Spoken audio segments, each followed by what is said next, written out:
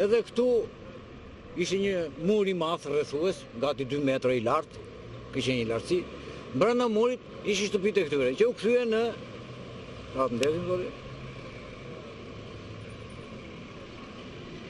ato shtëpi u kthyen në shtëpinë e kulturës. Fillimisht. Ishte një sallon i madh para se të hyje në ambientet e brendshme.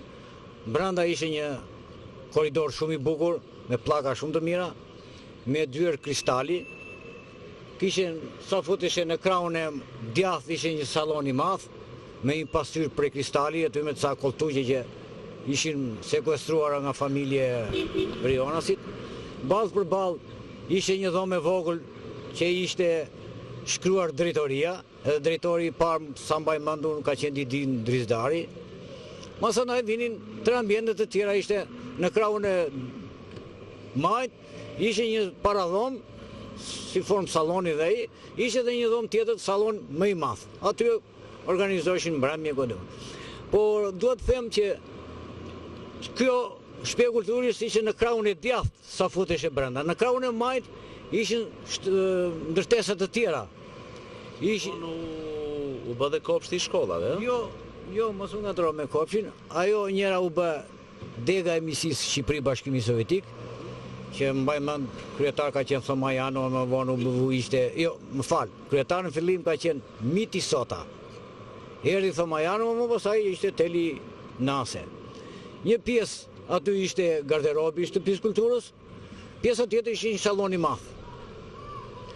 Prapa shtëpisë kulturës ka qenë një ambient shumë i madh, një fushë e madhe, që ishte ndërtuar një skenë verore, ka qenë në kufi me murin ndars ku sot është pjaca, për që në atë kohë në 46-47 u bë spitali i qytetit Fierit. Aty u ndërtuar një skenë verore, edhe aty mbaj mend unë, për herë parë kam parë dramën Alili dhe Airia. Nga amator. Jo, nga teatri popullor. Rolin e Airijës e luante, më kujto zoti Maku në të Jo, nuk ishte drita, ishte Brezi, Violeta Manushi. Si ishte Violeta Manushi, ka që Lubonj, ajo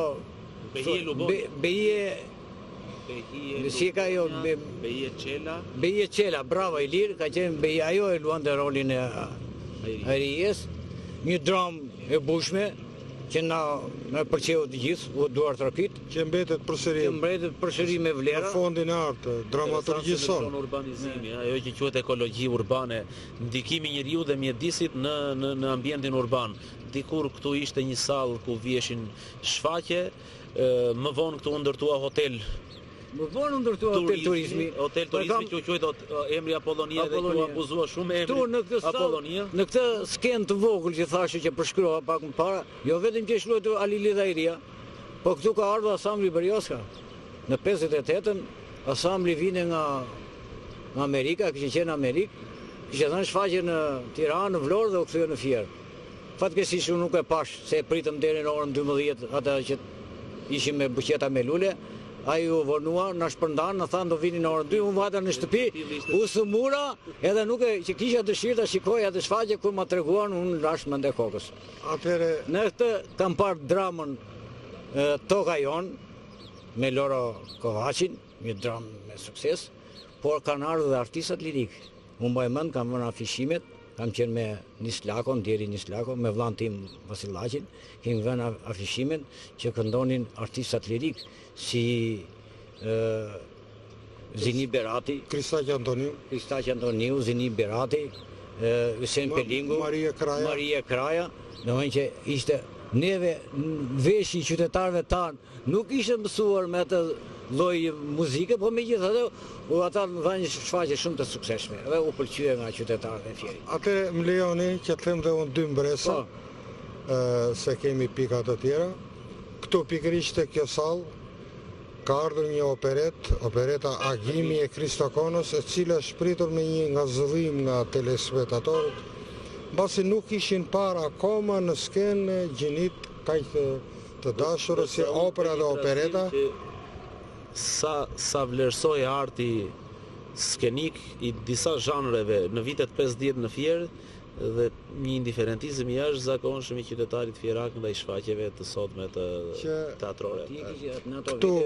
Në ato vite kishte një dashuri të madhe për artin. Edhe qytetarët e Fierit ishin shumë entuziast kur shfaqesh vinte një trup e huaj ose trupat tona diletante që më jepnin ndonjë program artistik, nuk gjenje bileta i lirë, nuk gjenje mako bileta.